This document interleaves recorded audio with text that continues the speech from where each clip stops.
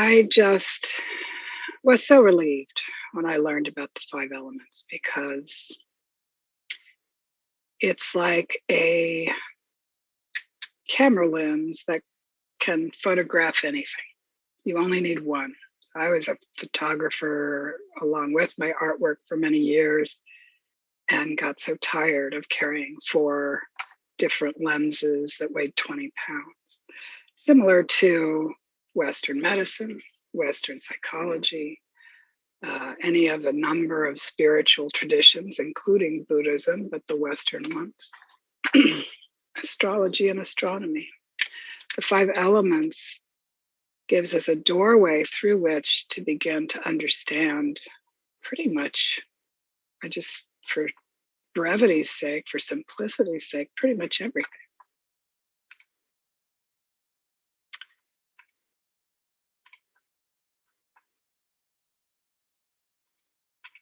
So this is a quick list I made just before class.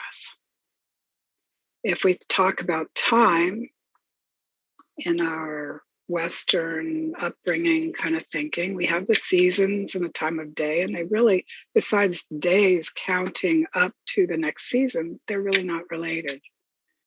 And we know that agriculture must fit into those seasons, but that's kind of where we stop with the interrelationship. There's no energetic examination. Time of life is from youth. So last week I mentioned that in Chinese thinking, Chinese medicine, and Qigong, childhood is separated, infancy and childhood. But from youth on, we move through these five elements. The same as space. North, south, east, and west are elemental.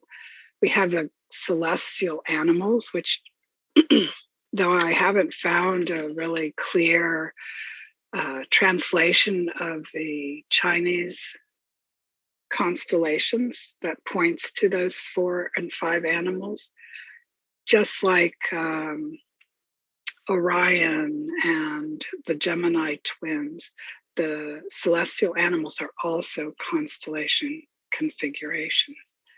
5 planets also.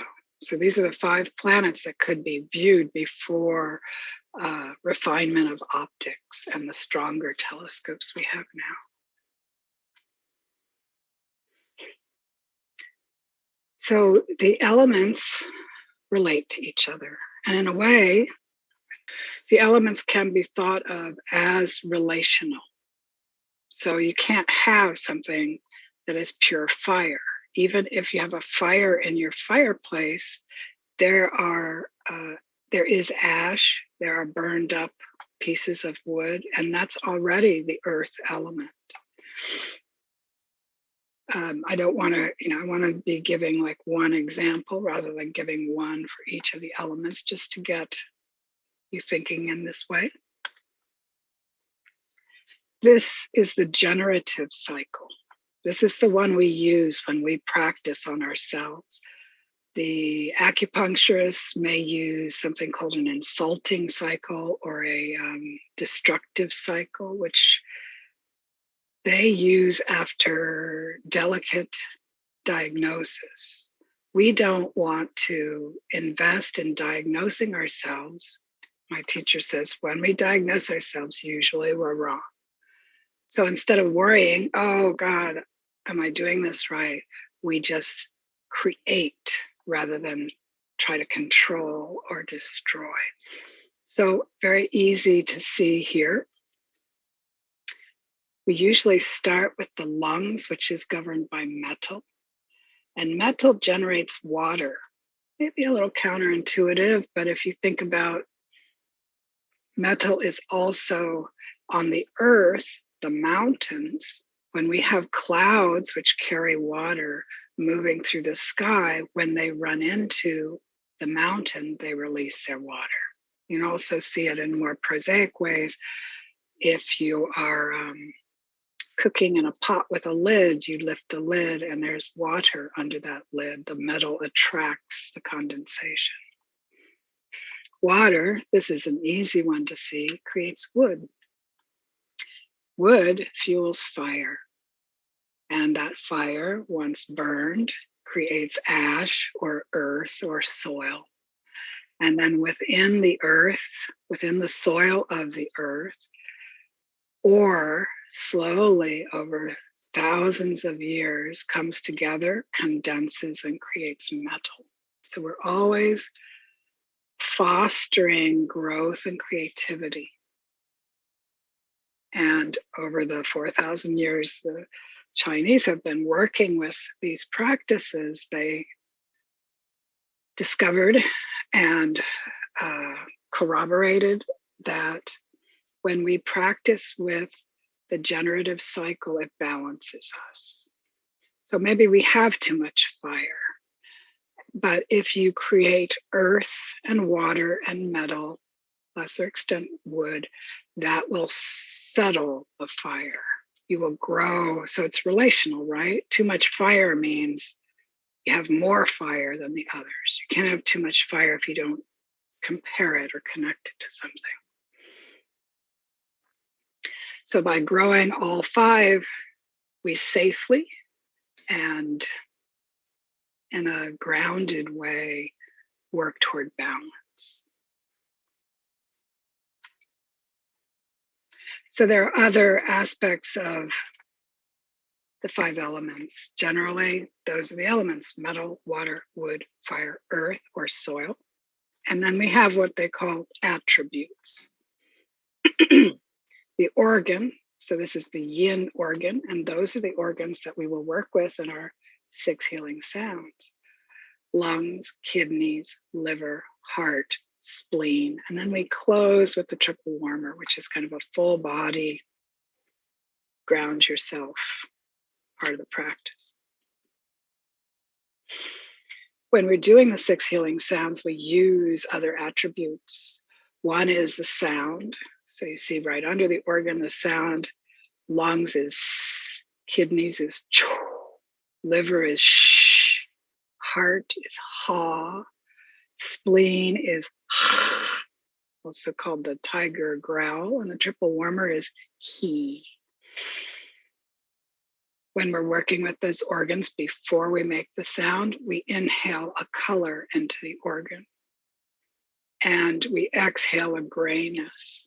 It's based on the idea that everything is energy. Energy has different frequencies of vibration. So color, the physicists talk about color as light vibrating at different rates. Sound vibrates at different rates. So there's this, and I'm not qualified or able to go into physics more than just hearsay, but there is a reasoning behind the choice of color, behind the choice of sound. We spend time with these organs using color and sound so that we can contain, safely hold within a structure time spent sitting with emotions that the vast majority of us this day and time try to avoid. So the lungs is sadness or grief, the kidneys, fear and anxiety, the liver, wood, is anger, the fire, heart, is impatience or arrogance, and the earth, spleen, is worry, doubt, or even obsession. Through the practice, we invite the digestion and release of these emotions that are a burden.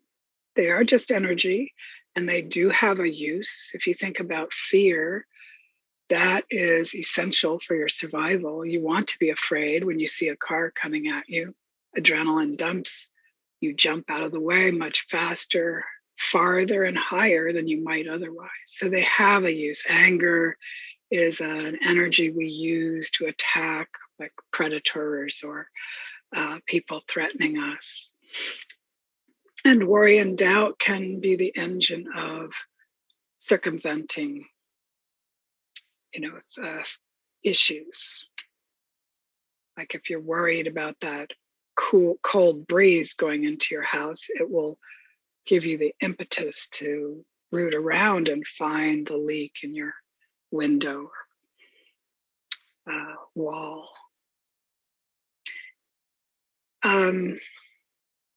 So using color, sound, and sitting safely with the difficult aspects of our feeling landscape, we then create room and invite any of that energy that has been difficult to transform or make room for the virtue or wisdom of the element.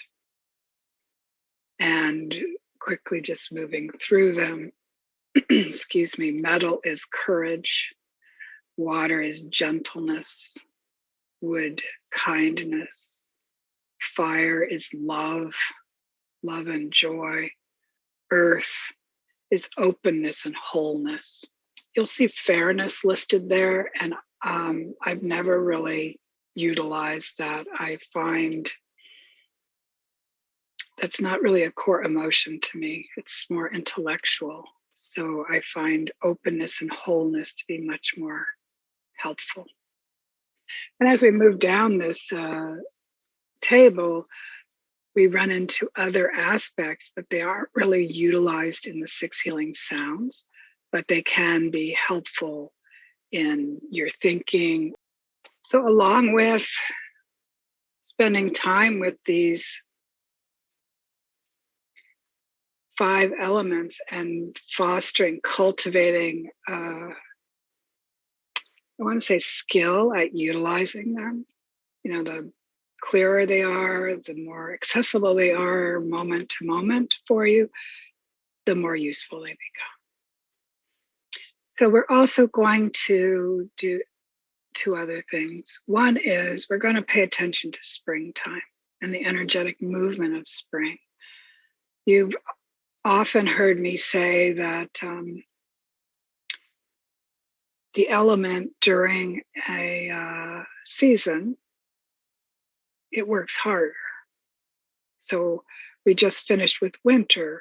Water is put through its paces through winter. It thaws and freezes and fogs and mists and rains, even sometimes in one day.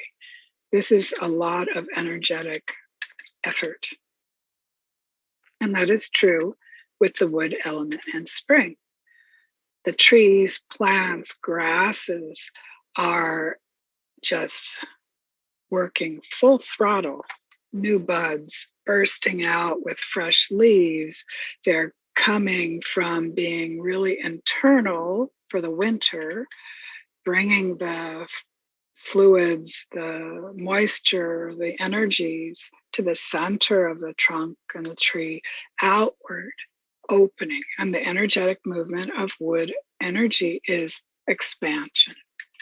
So generally with the Qigong practice, you want to have 3 aspects addressed. One is purging old energy.